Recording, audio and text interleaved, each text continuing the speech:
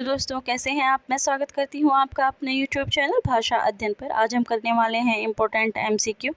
Important MCQ करके हम क्या कर सकते हैं, हम अपने स्कोर को और ज़्यादा अच्छा बना सकते हैं। तो टाइम वेस्ट ना करते हुए हम आज करते हैं इम्पोर्टेंट MCQ जिनकी एग्ज़ाम में आने की पूरी संभावना है। हम यूनिट फर्स्ट के MCQ करेंगे, ठीक है।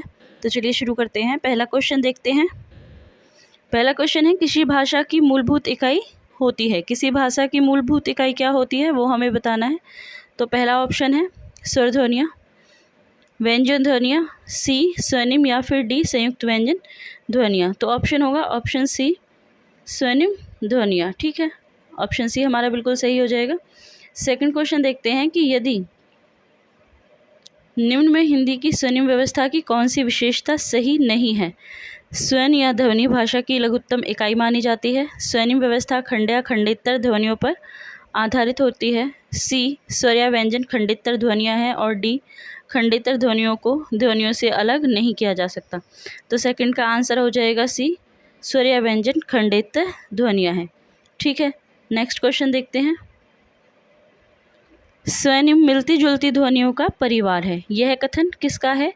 Daniel Jones, B doctor Bholanath, C ब्रागर तथा ड्रेगर और डी डॉक्टर तिलक। तो यह कथन किसका है। ऑप्शन ए डैनियल जॉन्स का ये कथन है, ठीक है। तो ऑप्शन ए है जो हमारा बिल्कुल सही हो जाएगा। नेक्स्ट क्वेश्चन देखते हैं। खंडे ध्वनियाँ हैं हल ध्वनि, स्वर तथा व्यंजन ध्वनि, अनुस्वार और द्वित्व व्यंजन। तो स्वर और व्यंजन जो है ऑप्शन बी हमारा सही हो जाएगा, खंडे ध्वनियाँ होती हैं, ठीक है। चलिए नेक्स्ट क्वेश्चन देखते हैं। किसके आधार पर स्वर ह्रस्व या दीर्घ होते हैं।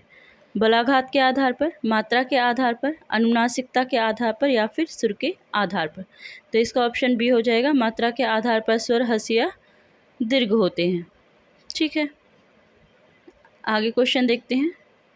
ध्वनि को किसके आधार पर उच्च या निम्न किया जा सकता है। मात्रा के आधार पर, बलाघात के आधार पर, सुर के आधार पर या फिर अनुनासिकता के आधार पर। तो किसके आधार पर किया जा सकता है उसको, सुर के आधार पर निम्न या उच्च किया जा सकता है। तो ऑप्शन सी हमारा बिल्कुल सही हो जाएगा।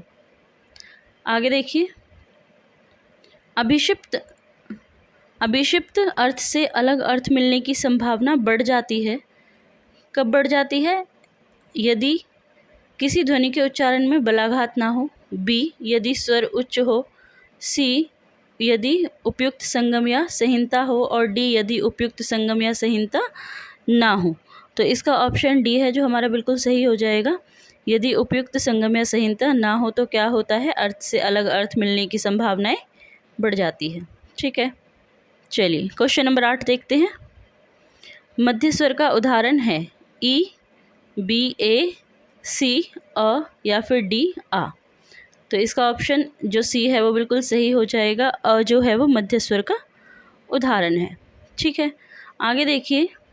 उ, ऊ, ओ उदाहरण है पच्च स्वर के, बी अग्र स्वर के, सी मध्य स्वर के या फिर डी व्यंजन स्वर के। तो ये किसके उदाहरण है, ये पच्च स्वर के उदाहरण है। तो ऑप्शन ए जो है हमारा बिल्कुल सही हो जाएगा, ठीक है। चलिए नेक्स्ट क्वेश्चन देखते हैं।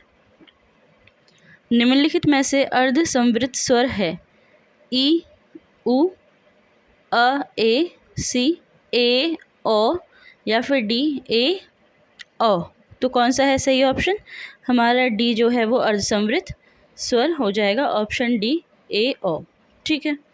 चलिए नेक्स्ट क्वेश्चन देखते हैं। निम्नलिखित में से किन स्वरों के उच्चारण में होठ वृत्तमुखी या गोलाकार नहीं होते। ऑप्शन दिए हुए हमें ए आ, बी ई, सी ए या फिर डी ये सभी। तो देखिए इसमें ऑप्शन डी है जो ये सभी हो जाएगा, ठीक है। नेक्स्ट क्वेश्चन पे चलते हैं।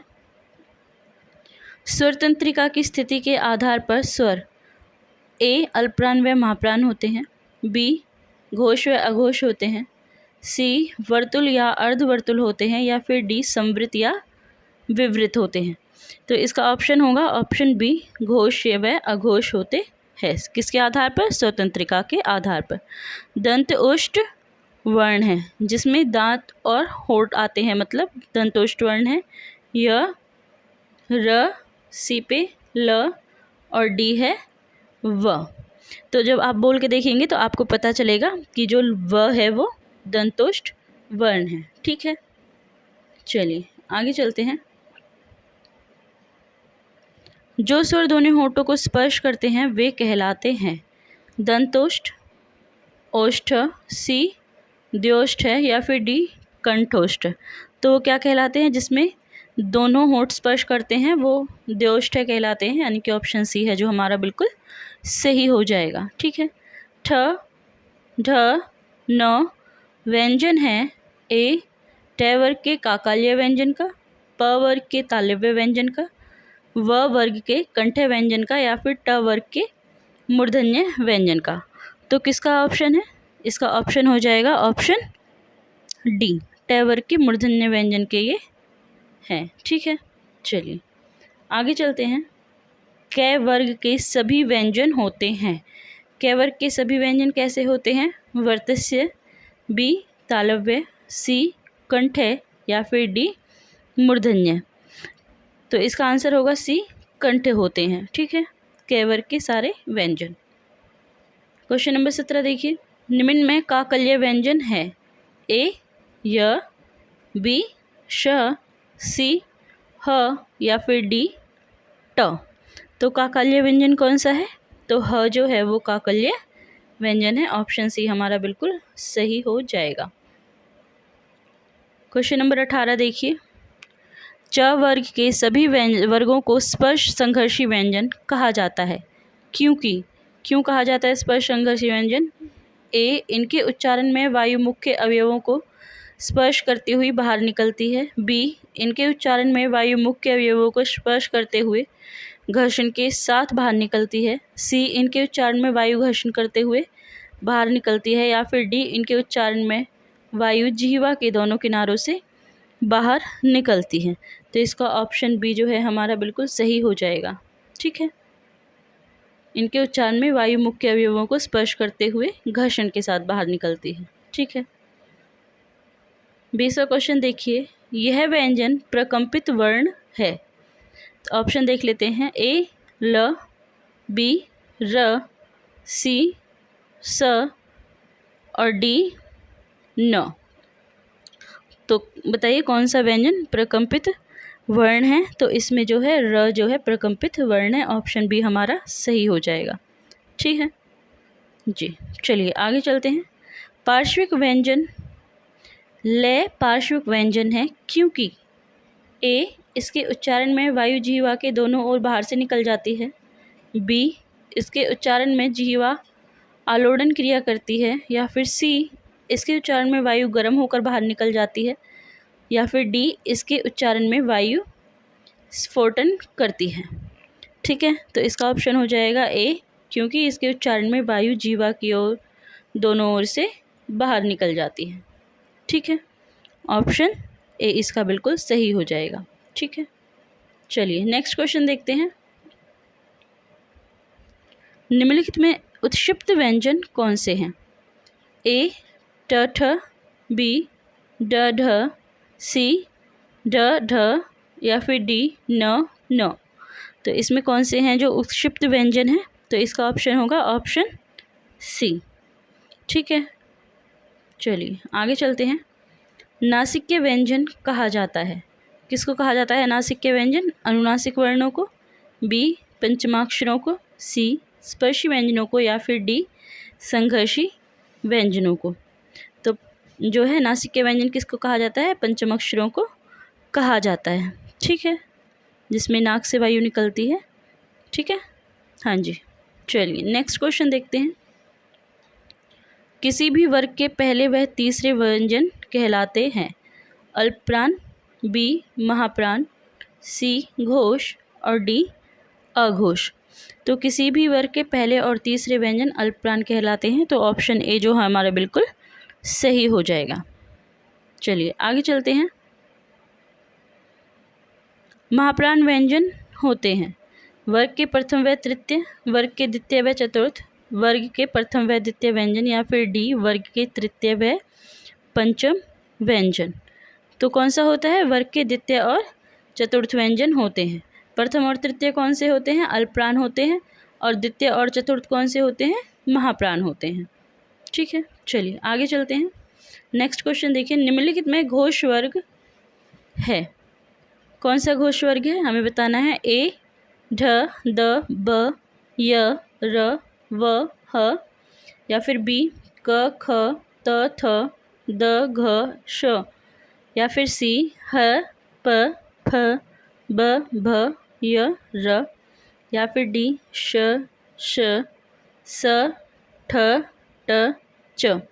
तो इसमें कौन सा है घोष वर्ण का उदाहरण जो है? तो ऑप्शन ए जो है वो घोष वर्ग के है। ठीक है, चलिए आगे क्वेश्चन देखते हैं। निम्न में कौन सा तथ्य असत्य है? हिंदी में संस्कृत उपसर्गों की संख्या 22 है। बी प्रत्याभरण शब्द में प्रति उपसर्ग लगा हुआ है। सी तत्भव उपसर्गों का विकास संस्कृत अव्यय से हुआ है।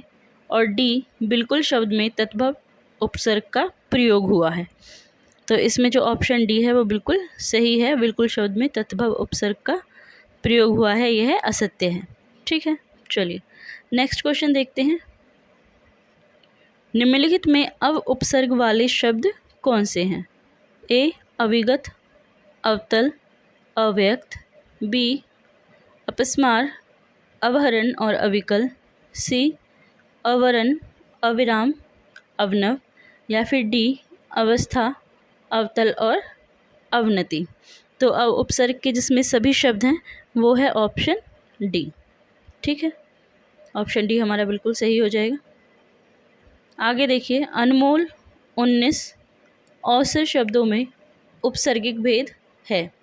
क्या भेद है? ए तत्सम उपसर्ग है, बी तत्भव उपसर्ग है, सी अरबी उपसर्ग है, या फिर डी फारसी उपसर्ग है। तो इसका ऑप्शन बी हो जाएगा, तत्भव उपसर्ग है। ठीक है, चलिए आगे चलते हैं। क्वेश्चन नंबर 29 देखिए, नामुमकिन, खुशबू बनाम शब्दों में कौन से विदेशी उपसर्ग का प्रयोग हुआ है? अरबी के उपसर्ग, बी फारसी के उपसर्ग, सी तुर्की के उपसर्ग, या फिर डी पुर्तगाल के उपसर्ग का। तो इसका बी ऑप्शन बिल्कुल सही हो जाएगा। इसमें फारसी के उपसर्गों का प्रयोग हुआ है। आगे देखिए नेक्स्ट क्वेश्चन, निम्न शब्दों में से किनमें आ प्रत्यय का प्रयोग हुआ है? ए सुनहरा कलूटा, बी बोझा घेरा, सी मझला झरना, और डी सुहावना पालना। तो इसमें बोझा और घेरा में जो है आ प्रत्यय का प्रयोग हुआ है। ऑप्शन बी हमारा बिल्कुल सही हो जाएगा। ठीक है, नेक्स्ट क्वेश्चन देखिए, गाड़ी, घाटी, चोरी शब्दों में किस प्रकार के जो प्रत्यय हैं वो प्रयुक्त हुए हैं? कृतवाचक तद्धित प्रत्यय, बी भाववाचक तद्धित प्रत्यय, सी स्थानवाचक तद्धित प्रत्यय, या फिर डी ऊनवाचक तद्धित प्रत्यय।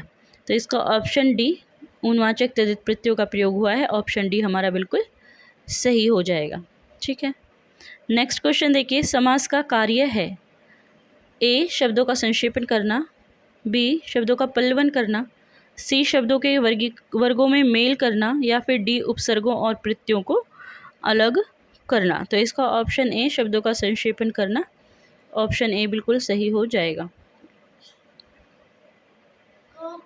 क्वेश्चन नंबर 33 देखिए, निम्न में से किस समास का केवल प्रथम पद प्रधान होता है? तत्पुरुष, बी कर्मधारय, सी द्वंद्व समास, और डी अव्ययीभाव समास। ठीक है, तो इसका ऑप्शन ए तत्पुरुष समास जो है बिल्कुल सही हो जाएगा। आगे देखिए क्वेश्चन नंबर 34, निम्न में से कौन सा समास कारक से जुड़ा समास है? ए कर्मधारय समास, बी बहुव्रीहि समास, सी तत्पुरुष समास, या फिर डी द्विगु समास।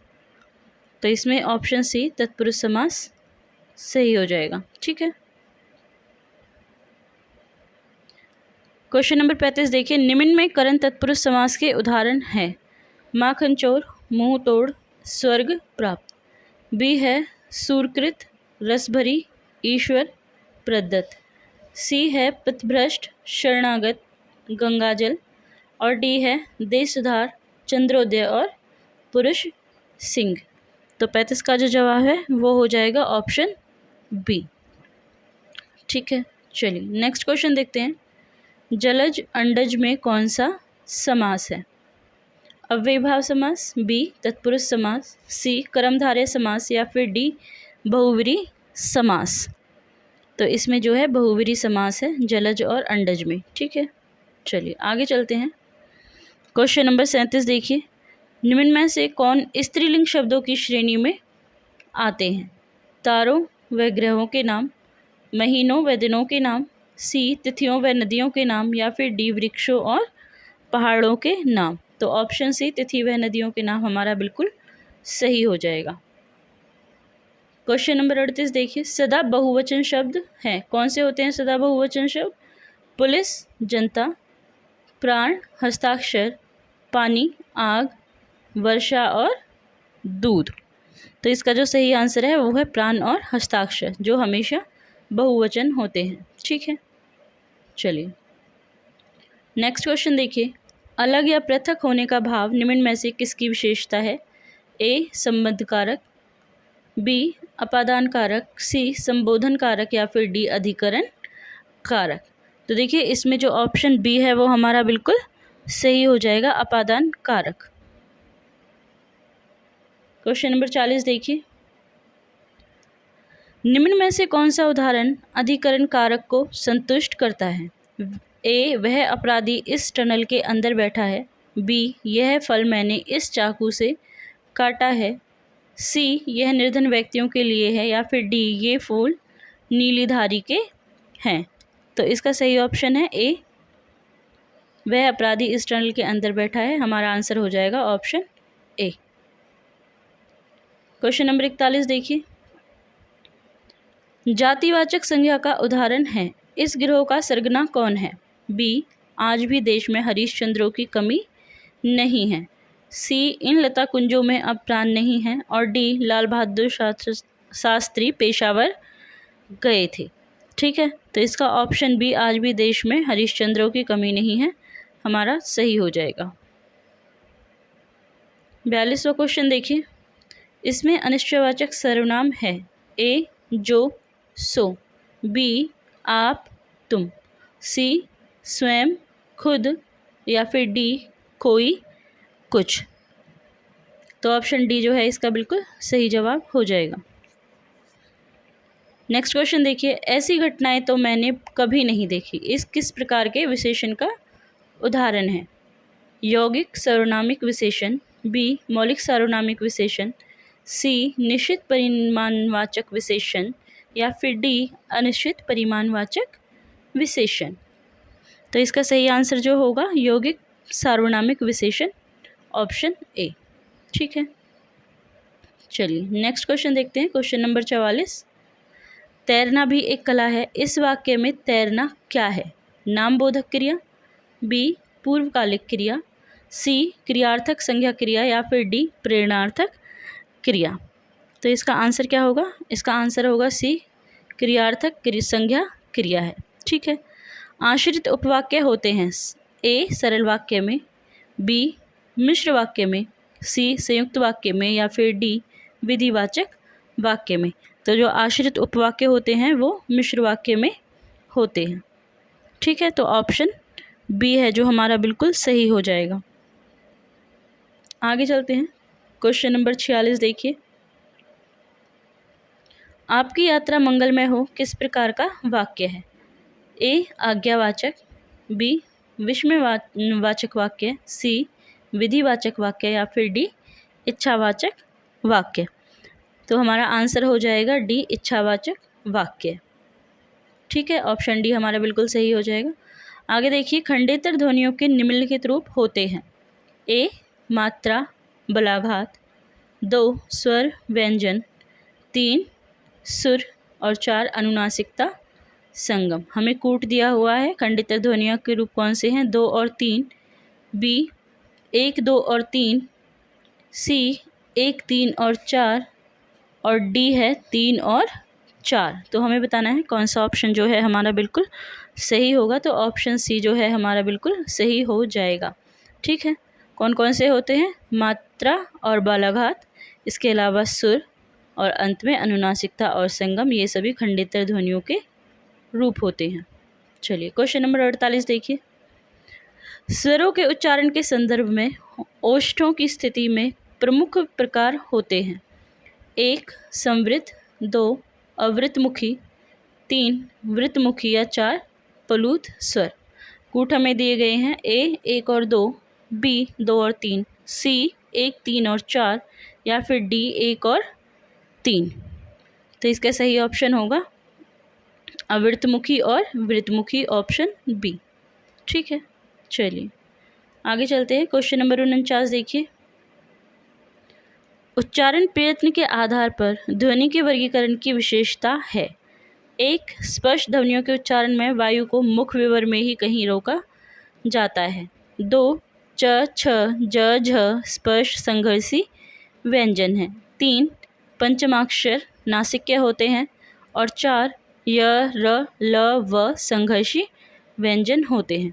नीचे हमें कूट दिया गया है और हमें बताना है इसमें से सही जवाब क्या होगा। तो कूट है हमारा ए 1 3 और 4, बी 2 3 और 4, सी 1 2 और 4 और अंतिम है 1 2 और 3।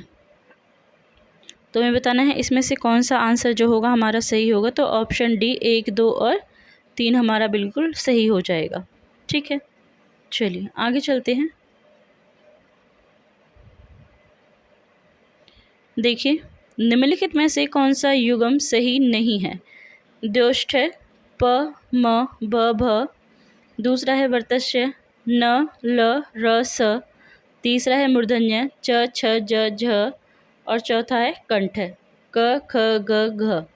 ठीक है, तो हमें बताना है केवल 1, बी केवल 2, सी केवल 3 या फिर डी केवल 4। तो केवल 3 जो है हमारा वो युग्म सही नहीं है, ऑप्शन सी हमारा बिल्कुल सही हो जाएगा। ठीक है, चलिए नेक्स्ट क्वेश्चन पे चलते हैं। नेक्स्ट क्वेश्चन है 51वां। स्पर्श संघर्षी और प्रकंपित के क्रम के आधार पर वर्णों का सही अनुक्रम क्या है। ऑप्शन ए थ छ र श, बी है छ थ र श, सी है थ छ स र और डी है र थ छ और श। तो आपको बताना है इसमें से सही क्रम कौन सा है। तो ऑप्शन सी जो है इसमें बिल्कुल सही क्रम है। ठीक है, चलिए नेक्स्ट क्वेश्चन देखते हैं। श्वास के आधार पर ध्वनि की विशेषता है। श्वास के आधार पर ध्वनि की विशेषता क्या है हमें बताना है। पहले ऑप्शन देख लेते हैं हम। हमें क्या दिया हुआ है। 1 श्वास के आधार पर ध्वनि के 2 प्रकार होते हैं, अल्पप्राण महाप्राण। दूसरा है अल्पप्राण के उच्चारण में प्रश्वास की अधिक मात्रा तथा महाप्राण के उच्चारण में प्रश्वास की कम मात्रा लगती है। ठीक है, तीसरा है वर्ग के प्रथम व तृतीय वर्ग अल्पप्राण और दूसरे व चौथे वर्ग महाप्राण होते हैं। और चौथा है क ग च ज ट ड त द प ब अल्पप्राण है तथा ख घ छ झ ठ ढ थ ध फ भ महाप्राण के उदाहरण हैं। तो हमें बताना है इनमें से कौन सा कूट जो है हमारा बिल्कुल सही होगा। ठीक है, तो हमें कूट कौन से दिए गए हैं। कूट हमारे हैं 2 3 और 4, दूसरा है 1 2 और 3, तीसरा है 3 और 4 और चौथा है 1 3 और 4। तो हमारा सही आंसर क्या होगा। ऑप्शन डी 1 3 और 4 हमारा बिल्कुल सही हो जाएगा। ठीक है, अल्पप्राण महाप्राण, अल्पप्राण में उच्चारण में अधिक मात्रा लगती है और महाप्राण में कम। और नीचे जो दिए गए हैं वो किसके उदाहरण हैं, वो हमारा बिल्कुल सही होगा। ठीक है, क्वेश्चन नंबर 53 देखते हैं। निम्न में घोष वर्ण है। 1 ग घ, 2 ख च, 3 ण ढ और 4 त थ। कूट हमें दिए गए हैं ए 1 और 2, बी 3 और 4, सी 1 और 3 और डी 2 और 4। तो कौन सा ऑप्शन जो है हमारा सही होगा। ऑप्शन सी हमारा 1 और 3 हमारा बिल्कुल सही हो जाएगा। ठीक है, चलिए आगे चलते हैं। उपसर्गों की विशेषताएं हैं। तो क्या विशेषता है उपसर्गों की, हमें बताना है। उपसर्ग शब्द से पहले जुड़ते हैं। 2 उपसर्ग के 3 भेद होते हैं, तत्सम, तद्भव, विदेशज।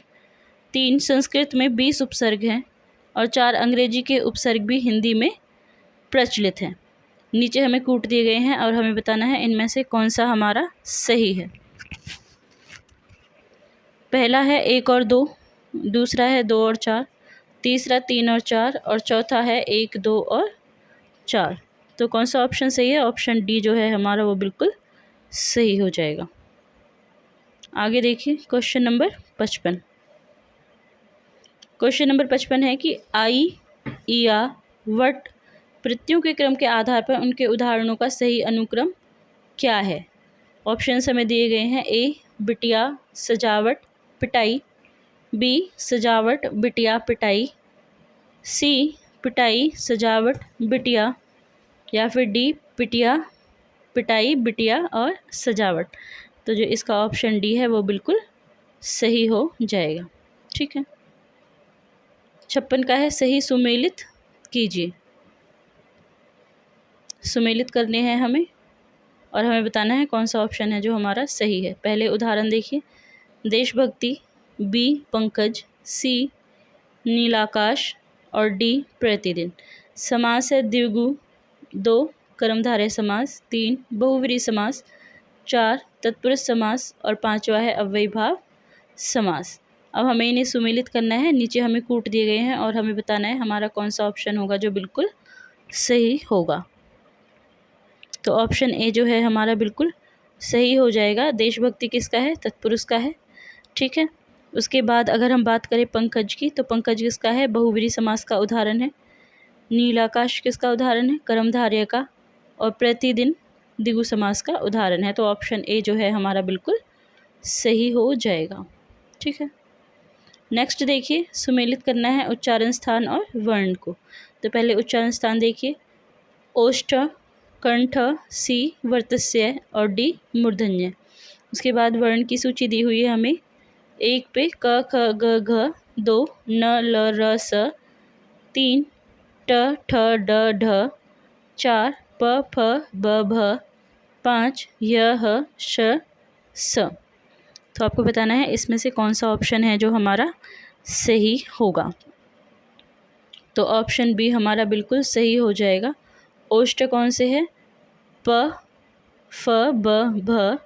इसके बाद कंठ हमारे हो जाते हैं क ख ग घ। उसके बाद वर्तस्य हमारा जो है, वर्तस्य हमारा हो जाता है न ल र स और अंतिम बचता है मूर्धन्य। और मूर्धन्य जो है हमारा हो जाता है ट ठ ड ढ। ठीक है। चलिए आगे क्वेश्चन देखते हैं। आगे स्थापना और तर्क के क्वेश्चन हैं। तो हमें जो है कूट दिए गए हैं 4 और हमें बताना है इनमें से कौन सा है जो सही है। पहला कूट है ए और आर दोनों सही है। दूसरा है ए सही है आर गलत है। तीसरा है ए गलत है आर सही है। और चौथा है ए और आर दोनों गलत है। तो चलिए शुरू करते हैं। पहला क्वेश्चन, क्वेश्चन नंबर 58। नदी, रोटी, दर्जी, बोली आदि शब्द स्त्रीलिंग है। और तर्क है क्योंकि इकारांत शब्द प्राय स्त्रीलिंग होते हैं। तो इसका ऑप्शन क्या होगा? इसका ऑप्शन होगा सी, ए गलत है और आर सही है। ठीक है। क्वेश्चन नंबर 59 देखिए। स्थापना, बुराई, ममता, दीनता, दूध, सोना, जल आदि शब्द एक वचन में हैं। और तर्क है क्योंकि भाववाचक संज्ञाएं व द्रव्यवाचक संज्ञाएं एक वचनीय होती हैं। तो बताइए इसका ऑप्शन क्या होगा? ए और आर दोनों सही हैं। बी ए सही है आर गलत है। सी ए गलत है आर सही है। या फिर डी ए और आर दोनों ही गलत है। तो 59 का आंसर जो होगा वो ए होगा। ए और आर दोनों सही हैं। ठीक है। क्वेश्चन नंबर 60 देखिए। क्वेश्चन नंबर 60 देखते हैं हम। ए मक्खन दूध से निकलता है वाक्य में अपादान कारक है। तर्क, अपादान कारक संज्ञा या सर्वनाम का वह रूप होता है जिससे अलग होने का भाव प्रकट होता है। तो इसमें कौन सा सही है? दोनों सही हैं। ए सही है, आर गलत है, आर सही है, ए गलत है, या फिर दोनों ही गलत है। आपको बताना है कौन सा ऑप्शन है जो हमारा सही होगा। तो देखिए इसमें दोनों ही सही हैं, तो ऑप्शन ए हमारा बिल्कुल सही हो जाएगा। ठीक है। 61 देखिए, स्थापना, दल, सेना, टुकड़ी, ढेर, गुच्छा आदि शब्द द्रव्यवाचक संज्ञा शब्द हैं। और तर्क हमें दिया हुआ है क्योंकि इन संज्ञा शब्दों में एक ही जाति की वस्तुओं के समूह का बोध रहता है। तो बताइए इसमें से कौन सा ऑप्शन सही होगा। दोनों सही हैं, ए सही है आर गलत है, या ए गलत है आर सही है, या फिर दोनों ही गलत है। बताइए। तो 61 का जो है ऑप्शन सी हो जाएगा, ए गलत है लेकिन आर सही है। ठीक है, 61 का आंसर हो जाएगा ए गलत है आर सही है। 62 देखिए, स्थापना, जिसकी लाठी उसकी भैंस कहावत में जिसकी तथा उसकी शब्द संबंधवाचक सर्वनाम है। तर्क है क्योंकि संज्ञा या सर्वनाम के साथ संबंध प्रदर्शित करने वाले सर्वनाम संबंधवाचक सर्वनाम कहलाते हैं। तो इसका ऑप्शन क्या होगा, ये दोनों ही सही हैं। ठीक है, तो ऑप्शन ए हमारा हो जाएगा। ये भी सही है और ये भी सही है। ठीक है। 63 देखिए, वह महिला सुंदर है वाक्य में विधेय विशेषण है। ठीक, तर्क दिया हुआ है क्योंकि इसके अंतर्गत विशेषण सुंदर, विशेष्य महिला और बाद विधेय क्रिया के साथ आता है। हाँ जी, तो इसका ऑप्शन ये दोनों ही सही हैं, तो ऑप्शन ए हमारा सही हो जाएगा। ए और आर दोनों ही सही है। ठीक है। क्वेश्चन नंबर 64 देखिए, स्थापना, नामबोधक क्रियाएं संयुक्त क्रियाएं नहीं हैं। तर्क, संयुक्त क्रियाएं दो क्रियाओं के योग से बनती हैं और नामबोधक क्रियाएं संज्ञा या विशेषण के मेल से बनती हैं। तो ये भी दोनों सही हैं। ठीक है, ए और आर दोनों ही सही हैं। 65 देखिए, स्थापना, भले ही किसी वाक्य में सार्थक शब्द हो परंतु यदि वे एक निश्चित क्रम में ना हो तो उसे वाक्य नहीं कह सकते। और तर्क दिया है हमें, सार्थक शब्दों का व्यवस्थित समूह वाक्य कहलाता है। तो इसके भी ए और आर दोनों सही हैं। ऑप्शन ए हमारा यहाँ पर भी सही हो जाएगा। ठीक है। अब देखते हैं क्वेश्चन 66, स्थापना, ए ई ए अग्रस्वर है और तर्क है जीवा के पक्ष भाग से जिन स्वरों का उच्चारण हो, जीवा के पक्ष भाग से जिन स्वरों का उच्चारण हो उन्हें अग्रस्वर कहते हैं। तो इसमें कौन सा हो जाएगा, इसमें जो है ऑप्शन ए है वो सही हो जाएगा, लेकिन ऑप्शन बी जो है इसमें वो गलत है। स्थापना सही है लेकिन तर्क गलत है। ठीक है, चलिए आगे चलते हैं।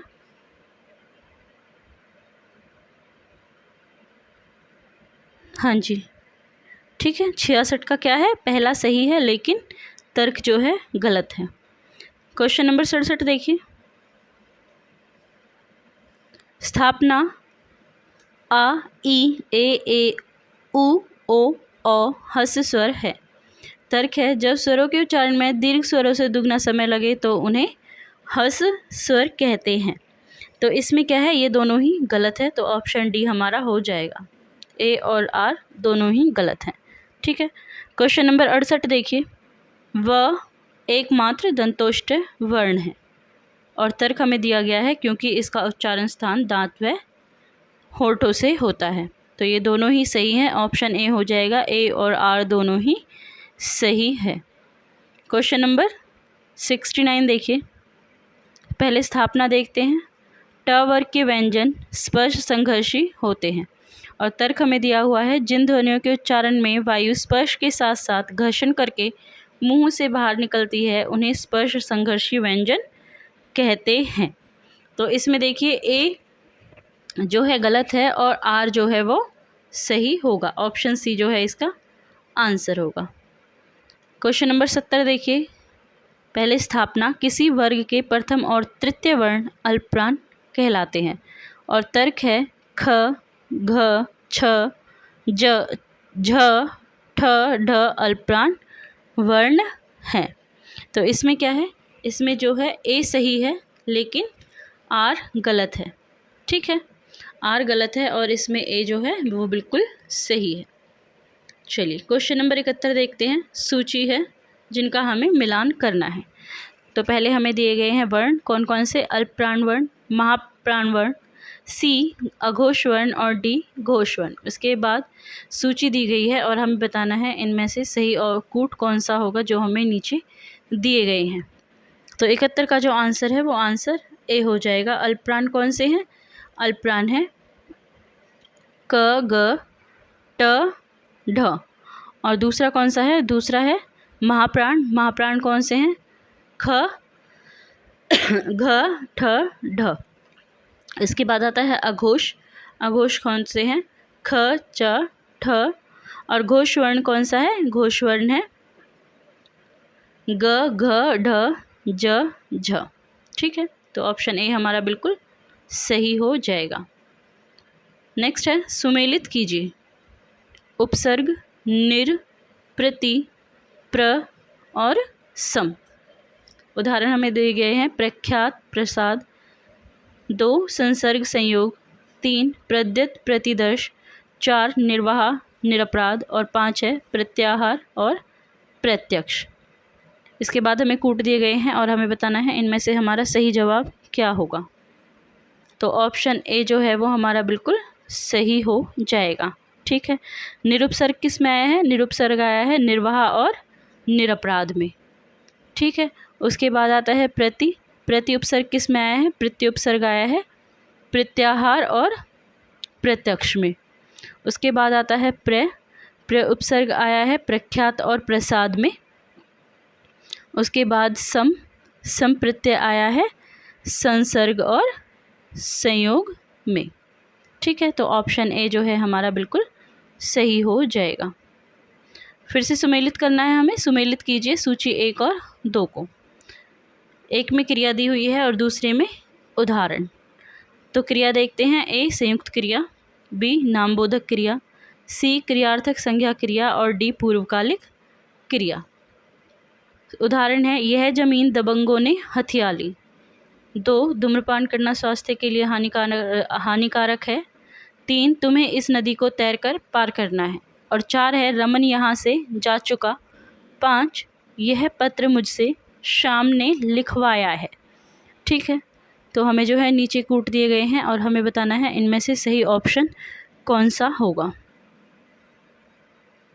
तो ऑप्शन सी जो है वो हमारा बिल्कुल सही हो जाएगा। ठीक है, संयुक्त क्रिया कौन सी है? संयुक्त क्रिया है यह पत्र मुझसे शाम ने लिखवाया है। उसके बाद आता है नामबोधक क्रिया। तो नामबोधक क्रिया कौन सी है? कि यह जमीन दबंगइयों ने हथिया ली है। तीसरा है क्रियार्थक क्रिया। क्रियार्थक क्रिया कौन सा है? क्रियार्थक क्रिया है कि धूम्रपान करना स्वास्थ्य के लिए हानिकारक है। और पूर्वकालिक क्रिया है कि तुम्हें इस नदी को तैरकर पार करना है। ठीक है, ऑप्शन सी हमारा बिल्कुल सही हो जाएगा। क्वेश्चन नंबर 74 देखिए। निम्न में कौन सा युग्म सुमेलित नहीं है? ममत्व एकवचन, बी प्राण बहुवचन, सी दही स्त्रीलिंग और डी धोबी पुल्लिंग। तो इसमें से कौन सा सही नहीं है आपको बताना है। ऑप्शन सी जो है हमारा बिल्कुल सही है। दही स्त्रीलिंग नहीं, पुरुष जो है पुल्लिंग होता है। क्वेश्चन नंबर 75 देखिए। निम्न में कौन सा युग्म सुमेलित नहीं है? रवि नहा रहा है अकर्मक क्रिया, बी तुमने पतंग फाड़ दी सकर्मक क्रिया, सी ओ कंठ ओष्ठ वर्ण और डी त मूर्धन्य वर्ण। तो ऑप्शन डी त मूर्धन्य वर्ण इसका सही जवाब हो जाएगा। ठीक है, क्वेश्चन नंबर 76 देखिए। निम्न में कौन सा युग्म सुमेलित है? लिखावट, उसमें आवट प्रत्यय लगा हुआ है। कमल अप्रत्यय लगा हुआ है। डरावना अप्रत्यय लगा हुआ है। और भलाई ई प्रत्यय लगा हुआ है। तो इसका ऑप्शन जो है ए बिल्कुल सही हो जाएगा। लिखावट में आवट प्रत्यय लगा हुआ है। ठीक है, चलिए क्वेश्चन नंबर 77 देखिए। निम्न में से कौन सा युग्म सुमेलित है? स्वर व्यंजन खंडेतर ध्वनि होती है, बी उच्च निम्न सम सुर के भेद हैं, सी मध्य स्वर आ होता है और डी समवृत स्वर ए ओ होते हैं। तो इसका ऑप्शन जो बी है वो बिल्कुल सही हो जाएगा। ठीक है, उच्च निम्न सम जो है स्वर के भेद होते हैं। आगे चलते हैं। Question number 78। क्रिया के संबंध में कौन से कथन सत्य हैं? तो कथन देख लेते हैं। 1 सकर्मक क्रिया को कर्म की आवश्यकता पड़ती है। 2 संयुक्त क्रिया में आवश्यक नहीं कि वह 2 या 2 से अधिक धातुओं के मेल से बने। 3 नामबोधक क्रियाएं और संयुक्त क्रियाएं अलग अलग क्रियाएं हैं। और 4 प्रेरणार्थक क्रियाओं में कर्ता स्वयं कार्य न करके किसी अन्य को उसे करने की प्रेरणा देता है। नीचे हमें कूट दिए गए हैं और हमें बताना है इनमें से सही कूट कौन सा होगा।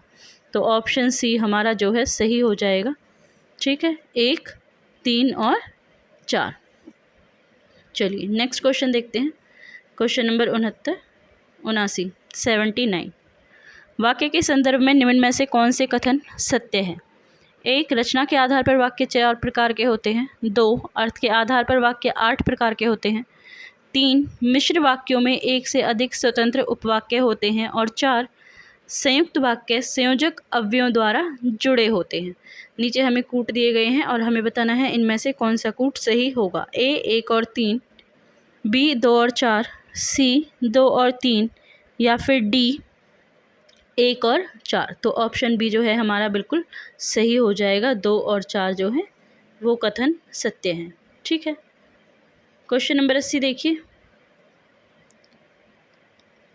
हाँ जी, क्वेश्चन नंबर 80 है कि उदाहरण और वाक्य संबंधी अर्थभेद हमें दिए गए हैं और हमें इन्हें सुमेलित करना है। उदाहरण देख लेते हैं पहले। A राहुल आ गया।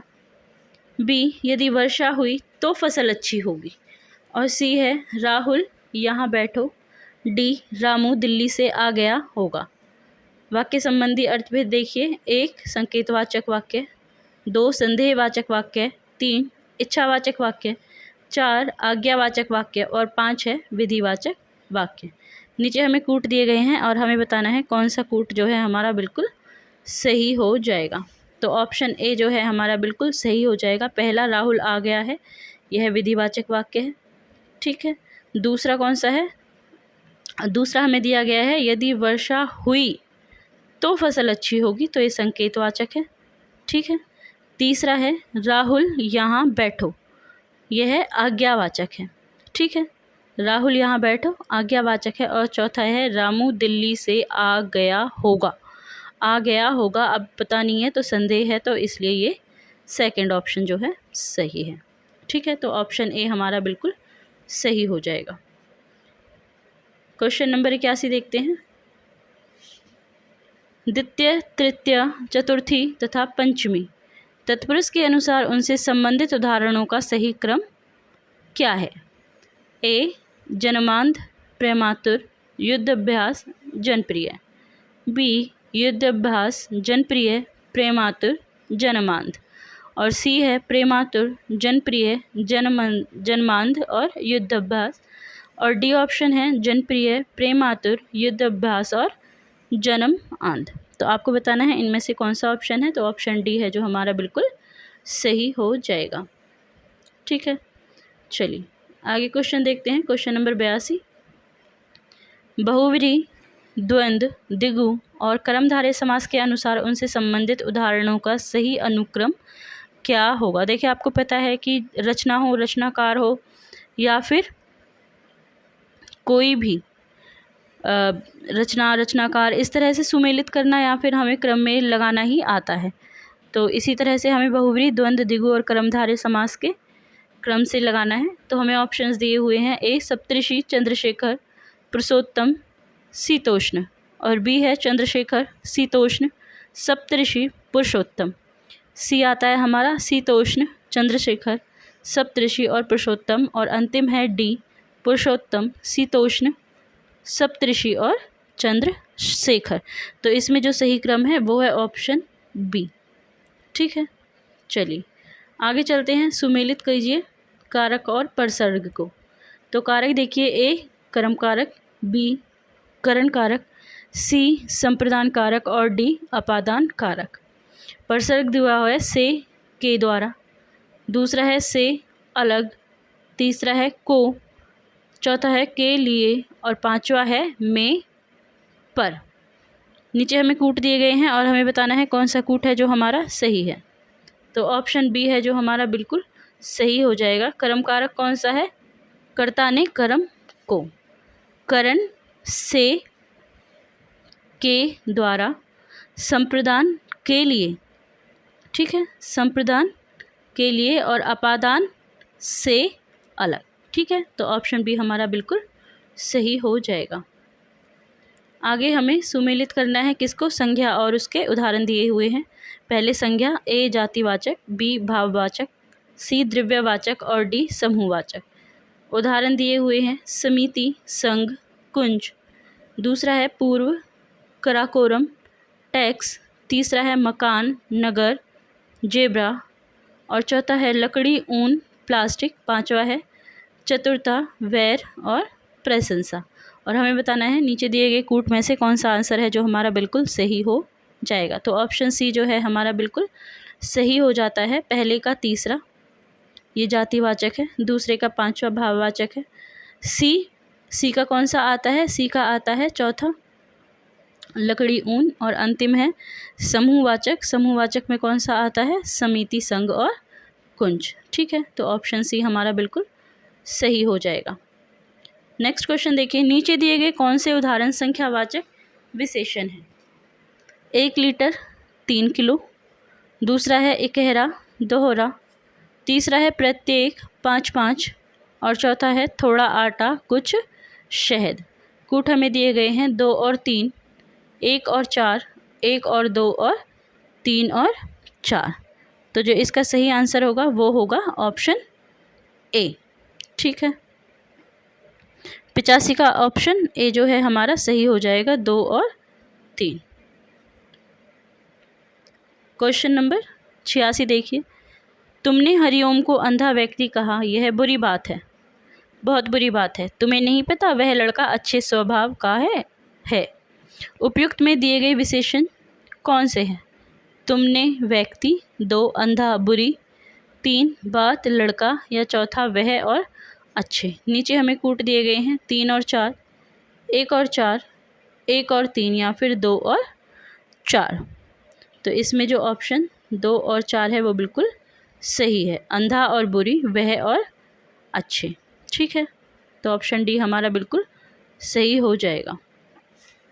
आगे देखिए, पुरुषवाचक, संबंधवाचक, अनिश्चयवाचक व निजवाचक सर्वनामों से संबंधित उदाहरणों का सही अनुक्रम क्या है। ऑप्शन देखिए, जो, कोई, आप, खुद। बी में है आप, जो, कोई, खुद। सी खुद, जो, आप, कोई। और डी है आ, कोई, जो और खुद। तो इसमें कौन सा सही है, जिसमें सही अनुक्रम दिया गया है, ऑप्शन बी जो है वो हमारा बिल्कुल सही हो जाएगा, ठीक है। आई होप आपको आज की वीडियो पसंद आई होगी। अगर आपको आज की वीडियो पसंद आई है तो वीडियो को लाइक और चैनल को सब्सक्राइब करना मत भूलिएगा, ताकि हमारी मेहनत को भी थोड़ा सा एप्रिसिएशन मिल जाए और इसी तरह से आगे आपके पास वीडियो पहुंचती रहे। इसके लिए चैनल को सब्सक्राइब जरूर कर लीजिएगा, ताकि आने वाली वीडियोज़ की नोटिफिकेशन आपको मिलते रहे, ठीक है। आगे मिलते हैं एक नई वीडियो के साथ, तब तक के लिए नमस्कार।